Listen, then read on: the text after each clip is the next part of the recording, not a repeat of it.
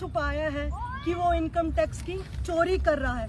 मेरे माँ बाप इतने पढ़े लिखे नहीं है, बिल्कुल। उसने अपना जो मेरे भाई बहन उस टाइम 17-18 साल के थे, उस टाइम उसने बैंक अकाउंट में उनका टैक्स बचाने के लिए ट्रांसफर करता था पैसे, सैलरी दिखाकर। किसी को वो दिखाता था कि ट्रेनर, किसी को अपना कर्मचारी दिखाकर उसने पैसे डलवाए हमारे अकाउंट में, और उसने वो पैसे वापस भी ले लिए निकलवा कर।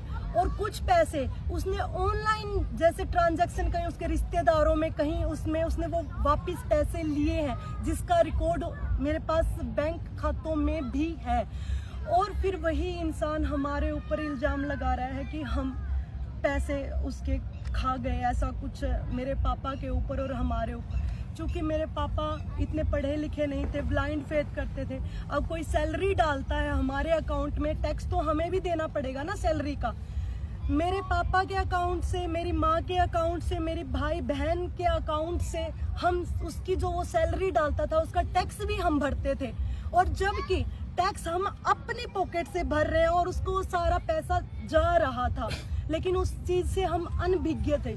मेरे मम्मी पापा को इस चीज की नॉलेज ही नहीं थी कि ये किस चीज की क्या चीजें हो रही है, क्योंकि उसके ऊपर बिल्कुल ब्लाइंडली फेथ करते थे। तो ये एक मैटर था। दूसरा, वो इल्जाम उसने जो लगाया मेरे ऊपर और मेरे परिवार के ऊपर संपत्ति हड़पने का, मैं उससे ये सवाल करती हूँ। सबको ये लगता होगा कि बहुत बड़ा प्लेयर है, उसके पास अरबों की संपत्ति होगी। मैं आपको बता दूं, जब मैंने उस इंसान का हाथ पकड़ा था तो उसके पास उनके घर में टॉयलेट तक नहीं था। उसके पास संपत्ति के नाम पर पुश्तैनी कोई भी संपत्ति नहीं थी। एक किला, अपने भैया हरियाणवी भाषा में जो बोलते हैं, एक दौरा भी पूरा को नहीं उसका दौरा है। संपत्ति क्या की खागी मैं उसकी और मेरा परिवार, कोई पूछने वाला हो उस इंसान से। और उसके जो पैसे आए वो हमने, मेरे पास सारे लीगल डॉक्यूमेंट है और सारी ट्रांजैक्शन है। इसमें लिखा हुआ है, हर एक जो ट्रांजैक्शन हुई उसमें लिखा हुआ है कि क्या क्या पैसे आए, क्या क्या पैसे गए उसके खाते में। और सारी ट्रांजैक्शन मैं कल इस मेरे ऊपर ये बगैर जांच किए हुए रोहतक में केस को फाइल किया गया मेरे खिलाफ। पहले वो मैंने अपना यहाँ 11 तारीख को मैं मिली थी हमारे हिसार एसपी से। मैं आपको पहले प्लाट की क्लैरिफिकेशन दे देती हूँ, क्योंकि मैं थोड़ा सा मैं बता रही हूँ कि मैं भूल जाती हूँ, ट्रैक से थोड़ा निकल जाती हूँ। तो मैं प्लाट के बारे में बताती हूँ आपको। जो बोल रहा है कि मेरा प्लाट धोखे से नाम करवाया, मैंने कौन सा धोखे से नाम करवा लिया? प्लाट भी आज भी उसी इंसान के नाम पर है। वो प्लाट, आधा प्लाट उसके नाम पर है और आधा प्लाट मेरे नाम पर है, जो कि मैंने शादी से पहले 2018 में मैंने खरीदा था। शादी के बाद नहीं खरीदा था कि जो उसकी संपत्ति होगी, ऐसा नहीं है। एज ए वाइफ मैंने उसकी कोई संपत्ति पर कभी कोई अधिकार, मैंने 100 रुपए भी कभी उस इंसान से नहीं लिए हैं। मैं आपको बता दूं, उस इंसान का मैंने 2018 में जब मैंने प्लाट लिया, मेरे प्लाट की सारी ट्रांजैक्शन मेरे खाते से की हुई है। वो खाता भी यहाँ पर है, उसकी सारी डिटेल मैंने रोहतक पुलिस को भी दी हुई है। तो वो प्लाट के पैसे मैंने दिए हैं, तो वो प्लाट आधा उसका कैसे हो गया? और बात जहाँ आती है धोखे की, तो मेरे प्लाट पर उस इंसान ने 67 लाख रुपए का, हमने टोटल का वो प्लाट लिया था, उसका 33.5 लाख उसके रुपीस थे। 33.5 लाख रुपए देकर वो आदमी मेरे से बगैर बताए, मेरे से साइन करके, गुड फेथ में साइन करवा कर 80 लाख रुपए उसने HDFC बैंक से लोन ले रखा, वो मेरे को बगैर बताए, और धोखा मैंने कर दिया। अब ये बताइए मैंने कैसे धोखा कर दिया? प्लाट मेरा होने के बावजूद भी उसने मेरे को गारंटर बनाकर गुड फेथ में साइन करवाकर 80 लाख रुपए वो इंसान, उसने 67 लाख रुपए का टोटल, जिसमें से 33.5 लाख रुपए उसने दिए हैं और जो उसके नाम भी है। तो धोखा मैंने कैसे कर दिया? मैं पूछती हूँ उससे, कैसे मैंने धोखा कर दिया? धोखा मेरे साथ किया उसने बगैर बताए। 80 लाख रुपए आज भी वो लेकर बैठा हुआ है उस पे, और ये सारी ऑन रिकॉर्ड डॉक्यूमेंट्स के ऊपर मैं बातें बोल रही हूँ। और जहाँ अपने रिश्तेदारों के उसने जो पैसे लिए हमसे, जो उसके रिश्तेदारों के दोस्तों के खातों में ट्रांसफर करवाए हैं, जो पैसे उसने सैलरी के नाम पर मुझे दिए हैं, कैश भी लिए हैं उसने। मैं कैश के अलावा आज भी मैं उस इंसान से ऑन रिकॉर्ड 20 से 30 लाख रुपए ऑन रिकॉर्ड भी मांगती हूँ। लेकिन उसने क्या किया, मेरे को बदनाम करने के लिए ऑन कि मीडिया में कुछ भी बोल दो, आपको है ना, आपको कोई भी सबूत देने की जरूरत नहीं है। उसने ये सोचा ताकि वो मेरे को बदनाम कर सके। और आजकल उसने अपना यूट्यूबर्स को बोलकर इनडायरेक्टली वीडियोस डलवा रहा है, कैंपेन चलवा रहे हैं। आजकल वो झंडे लेकर खड़े हैं कुछ कि आजकल तो लड़कियों का काम हो गया है, एलुमनी के लिए तलाक मांगती है। मैंने उस इंसान को ये सब चीजें होने से पहले, ये सब केस डालने से पहले, एसपी को एप्लीकेशन देने से पहले उस इंसान को ये बोला था कि दीपक, हम इतने साल इकट्ठे रहे हैं और मैंने तेरी इतने साल तक मारपीट बर्दाश्त की है, तूने मेरे साथ इतनी जो जात तक की है, मैं अब बर्दाश्त नहीं कर सकती हूँ। हम ऐसे करते, आप मेरे को तलाक दे दो, मुझे आपसे एक फूटी कौड़ी नहीं चाहिए। लेकिन मैं नहीं चाहती कि मीडिया में आए ये चीजें। और उस इंसान ने मेरे को बोला कि मैं आपको तलाक नहीं दूंगा, मैं आपको जान से मार डालूंगा। उसने मेरे को ये धमकी दी। मैंने जब जाके ये चीजें, ये हमारे हिसार एसपी को एप्लीकेशन दी उसके खिलाफ, और मैं आपको बता दूं कि ये सिलसिला आज से नहीं, मेरी शादी के 4 दिन पहले से उस इंसान ने शादी, मेरी 21 दिन की शादी का टाइम हमने रखा था।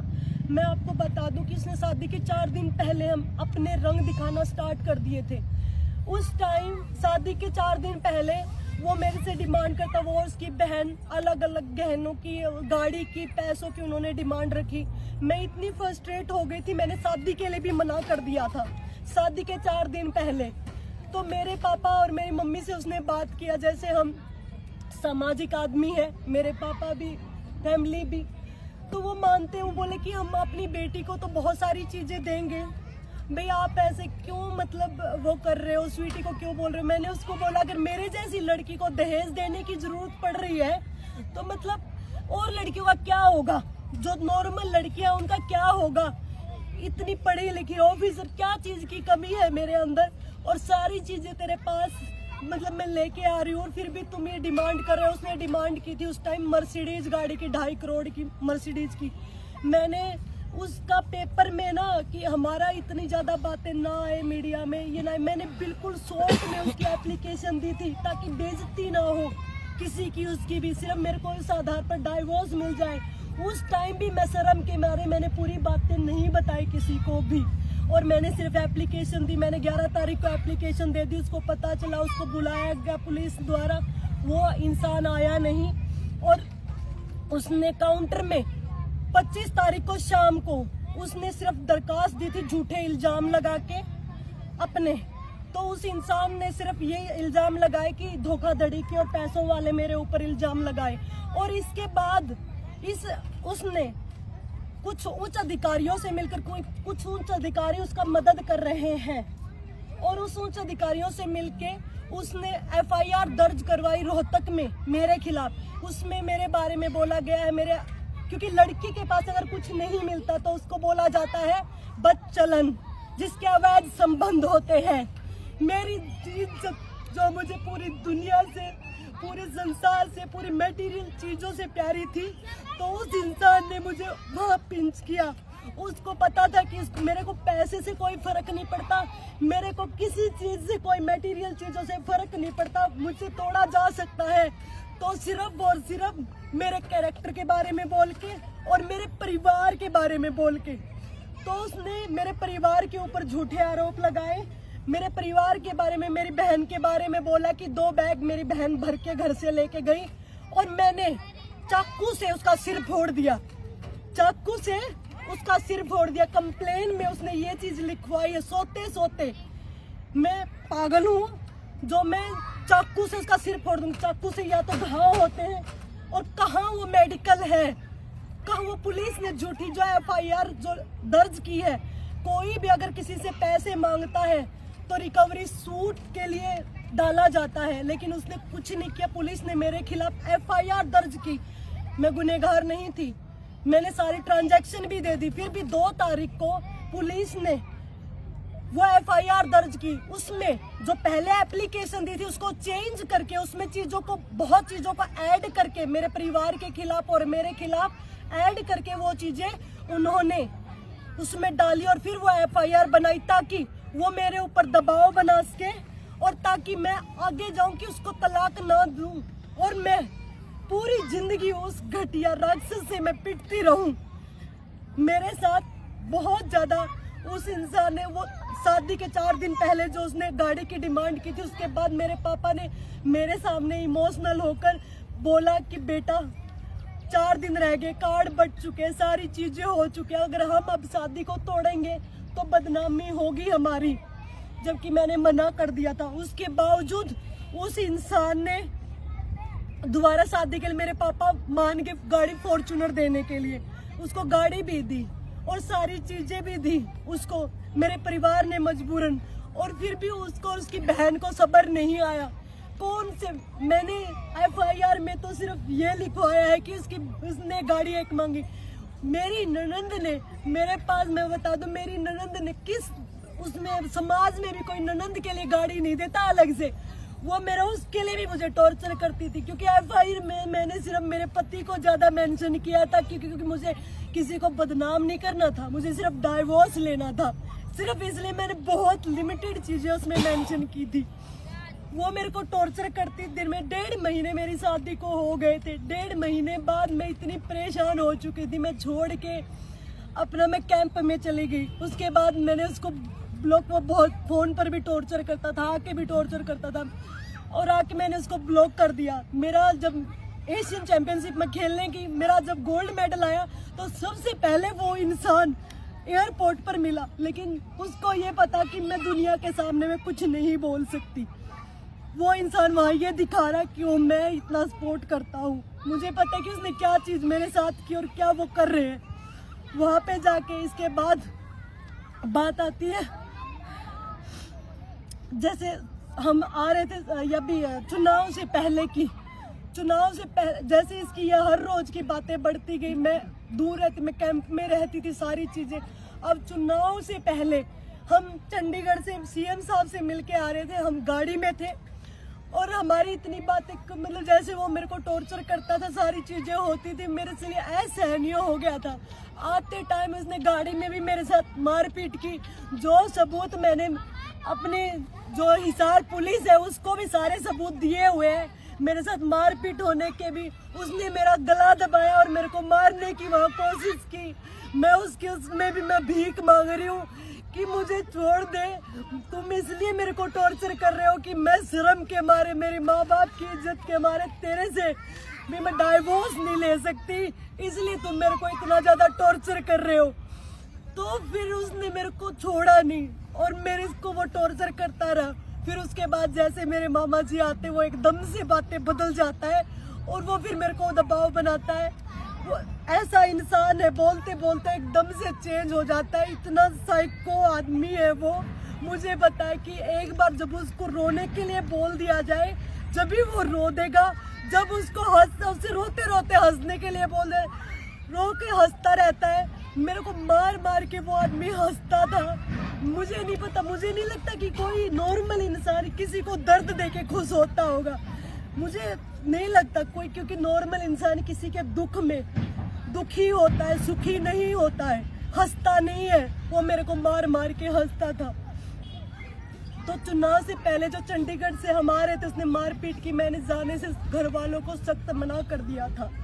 और मैं आपको बता दूं, उससे पहले 2022 में मैंने सुसाइड अटेम्प्ट किया था उस इंसान से, इतनी परेशान होकर, और उसके बावजूद भी फिर भी मैं उस इंसान के साथ रही क्योंकि मेरे घर वालों का दबाव इतना ज्यादा था मेरे ऊपर कि मेरे घर वाले ये बोलते थे, कोई नहीं बेटा बसा ले, कोई नहीं, आदमी सुधर जाते, नहीं वो होगा, कोई बात नहीं बेटा। पंचायतें हुई, हजारों पंचायतें हुई हमारी, और उन पंचायतों में हमेशा मेरे को बोला जाता था कि मैं ना बोलूं, मैं चुप भी रही।